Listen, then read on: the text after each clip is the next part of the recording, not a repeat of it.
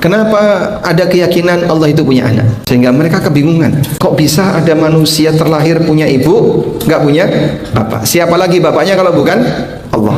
Bahwasanya Nabi Isa terbunuh dengan cara disalib dalam keadaan su'ul khotimah. Keyakinan seperti ini dibawa oleh sebagian tokoh agama ke dalam agama Islam. Sampai pada posisi ketika dikepung oleh orang-orang Yahudi yang ingin membunuh Nabi Isa, kemudian Nabi Isa bertanya kepada mereka, siapa di antara kalian yang mau untuk digantikan wajahnya dengan wajahku dan nanti dia akan mendampingiku di surga? Seorang pemuda angkat tangan. Bismillahirrahmanirrahim. Kenapa ada keyakinan Allah itu punya anak? Terjadi dialog di zaman Nabi SAW antara Nasrani dari daerah Najran dengan Rasulullah SAW. Disebutkan dalam sebuah riwayat yang sahih, pada waktu Nabi SAW sedang melaksanakan sholat asar, didatangi oleh rombongan Nasrani dari Bani Najran, dari daerah Najran. Najran itu berada di Yaman. Lalu ketika mereka sampai di Masjid Nabawi, Nabi SAW tengah sholat. Seusai sholat, mereka ikut sholat, tapi mereka sholatnya menghadap ke arah timur. Dan orang Nasrani sampai sekarang ibadahnya menghadap ke arah timur. Lalu setelah mereka selesai sholat, didatangi oleh Rasulullah SAW. Kemudian Nabi SAW minta kepada mereka, aslimu, masuklah kalian ke dalam Islam. Kemudian mereka mengatakan, kami telah muslim sebelum kalian. Nabi SAW mengatakan, kadzabtum, kalian berdusta. Kalian mengatakan Isa adalah anak Allah, kalian makan babi, dan kalian menyembah salib. Lalu mereka mengatakan, jika Maryam adalah wanita suci, karena kami kaum muslimin dengan orang Nasrani punya satu kata sepakat, Maryam wanita suci. Yang berbeda dalam hal ini adalah Yahudi.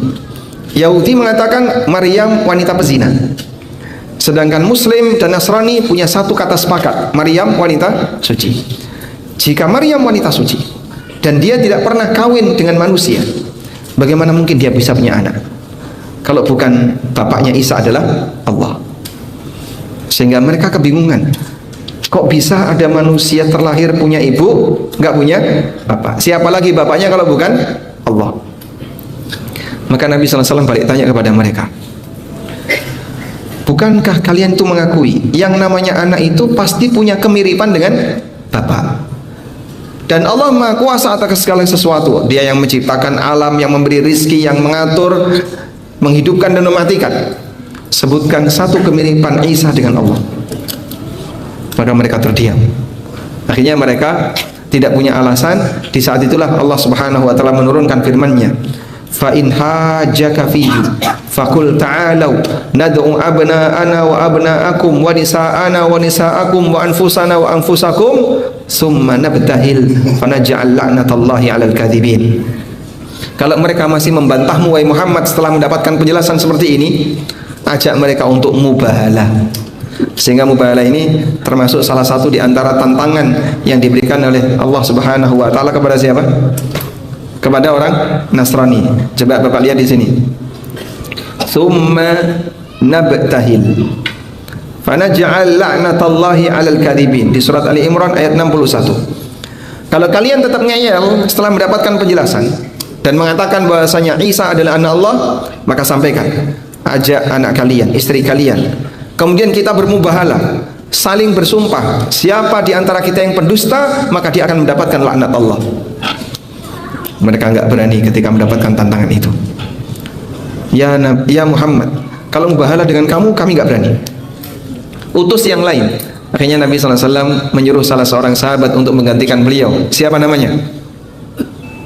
Siapa yang diminta Nabi SAW untuk menggantikan mubahalah? Abu Ubaidah Ibnul Jarrah. Hadza aminu hadhil ummah. Ini adalah manusia kepercayaan umat ini.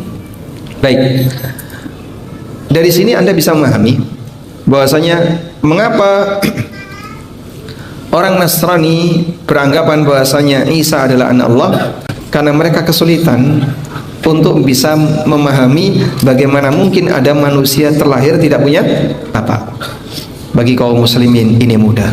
Kita kembalikan kepada kaidah innallaha ala kulli syai'in qadir. Maka sebagaimana Allah kuasa untuk menciptakan manusia tanpa bapak, tanpa ibu.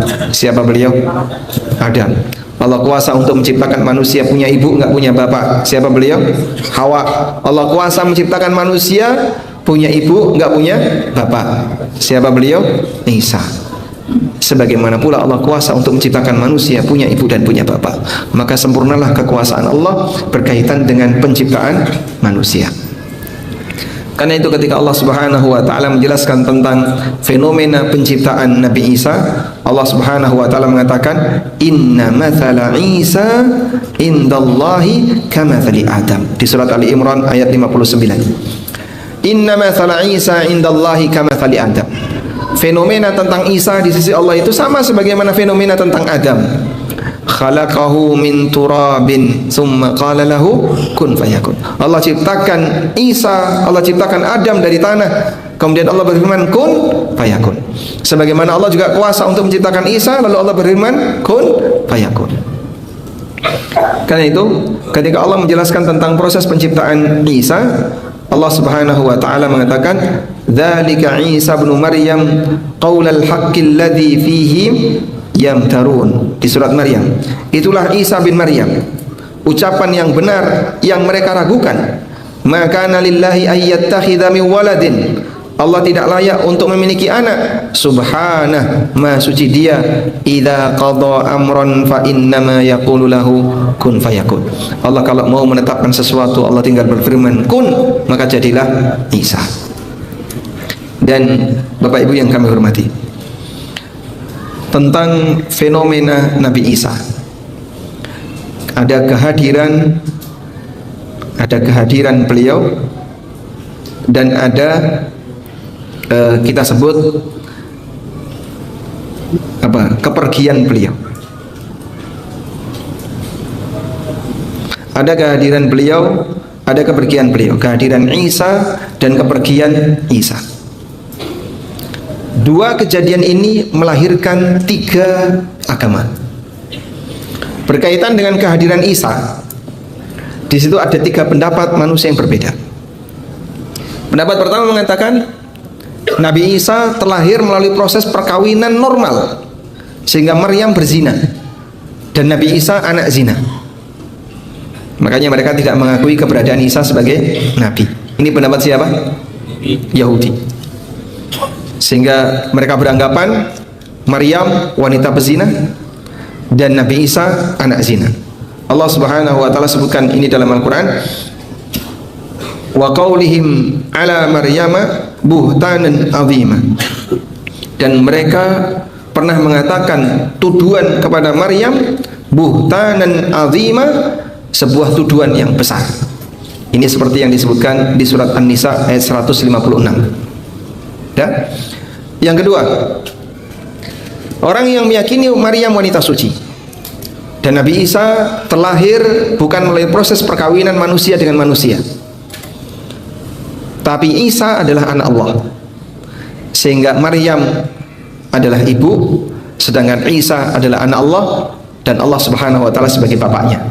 Ini sebagaimana keyakinan Nasrani. Yang ketiga, kaum muslimin, seperti tadi yang kita sampaikan, Allah Maha Kuasa untuk menciptakan manusia punya ibu, tidak punya bapak, sebagaimana Allah kuasa menciptakan manusia tidak punya bapak dan ibu. Kemudian yang kedua, berkaitan dengan kepergian Isa. Di sana juga ada tiga pendapat. Pendapat yang pertama mengatakan bahwasanya Nabi Isa terbunuh dengan cara disalib dalam keadaan su'ul khotimah, karena dia telah memberontak sehingga dia dibunuh sebagai pengkhianat. Ini keyakinan siapa? Yahudi.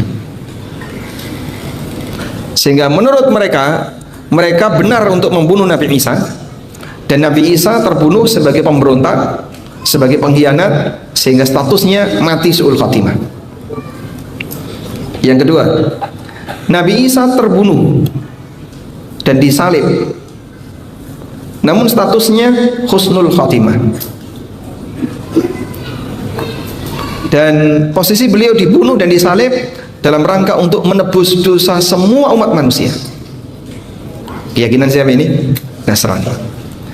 Bahkan sampai ketika mereka ditanya, kalau Nabi Isa itu disalib dalam rangka menebus dosa semua umat manusia, apakah beliau juga akan menebus dosa orang yang menyalibnya?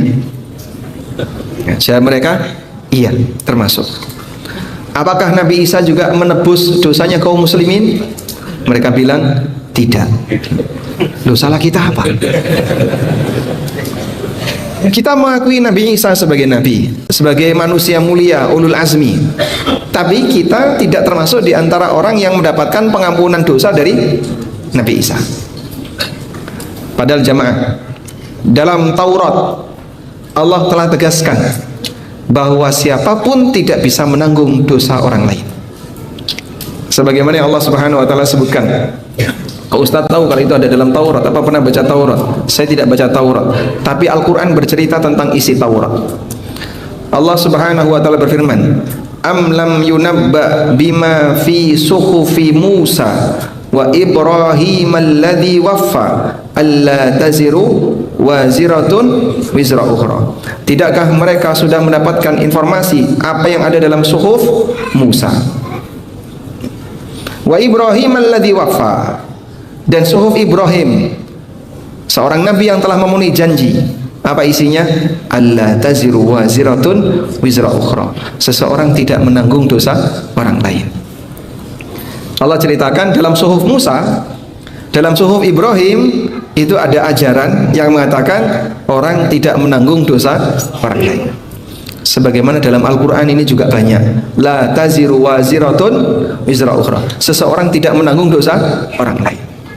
Maka konsep bahwasanya ada manusia yang bisa menanggung amal orang lain, yang bisa menanggung dosa orang lain, itu dusta semuanya. Allah nggak pernah ngajari seperti itu. Maka mungkin bagi teman-teman yang barangkali pernah membaca Perjanjian Lama atau kitab Taurat, Anda bisa buktikan Al-Quran mengatakan dalam suhuf Musa, dalam suhuf Ibrahim ada pernyataan alla taziru waziratun wizra ukhra, seseorang tidak menanggung dosa orang lain. Al-Quran juga mengatakan demikian.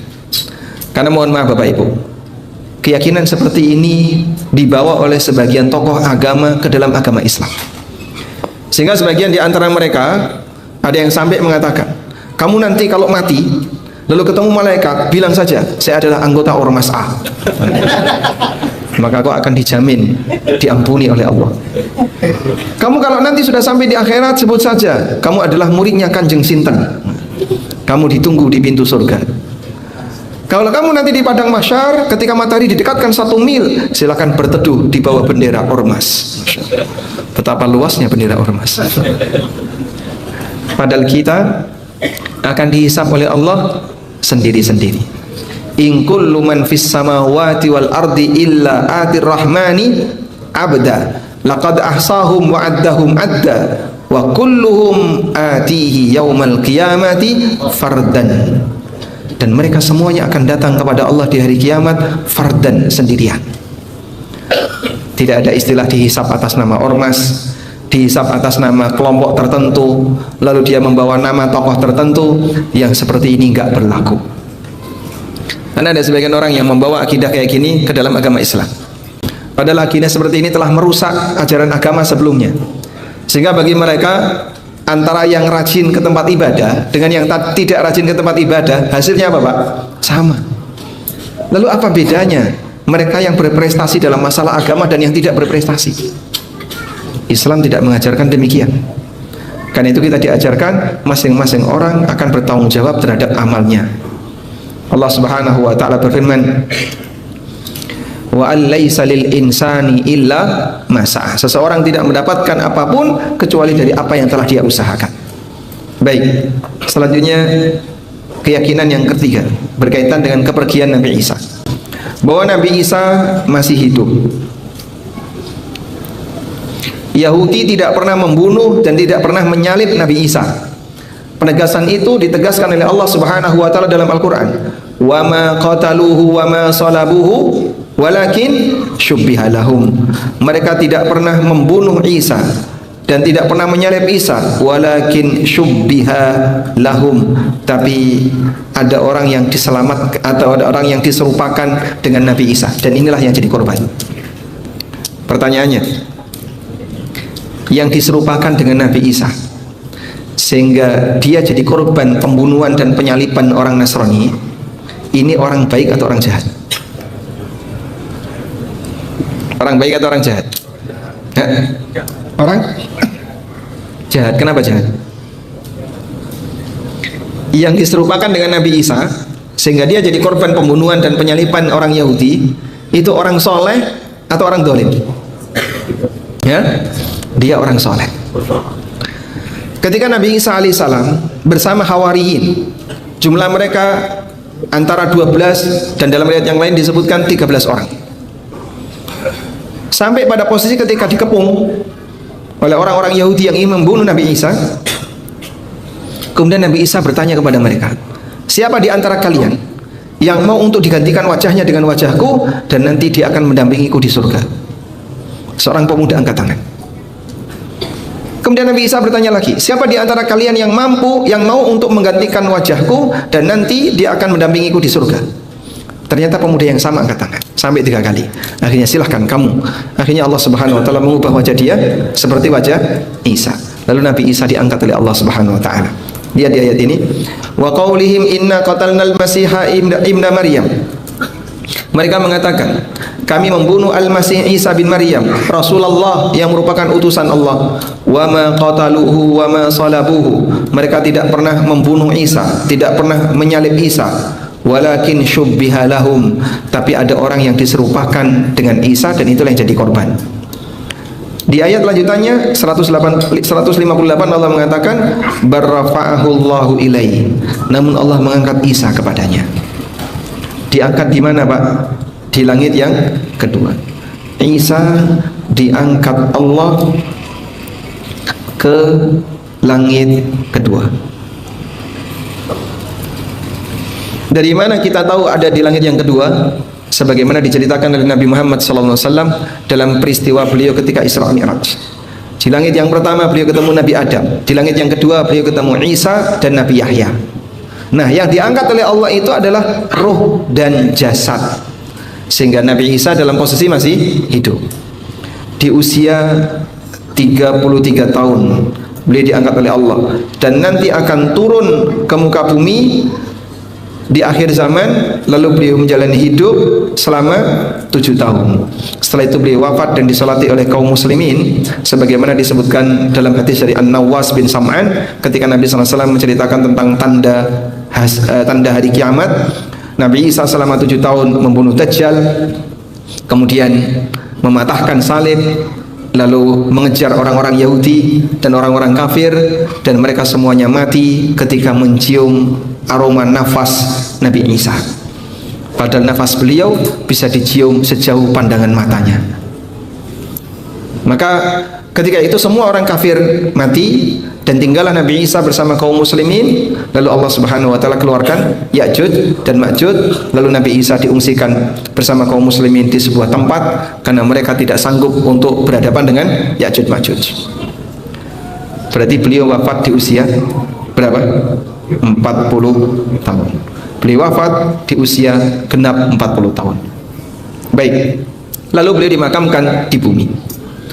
Keyakinan seperti inilah yang diajarkan oleh syariat kita, sehingga hal seperti ini wajib diketahui oleh kaum muslimin.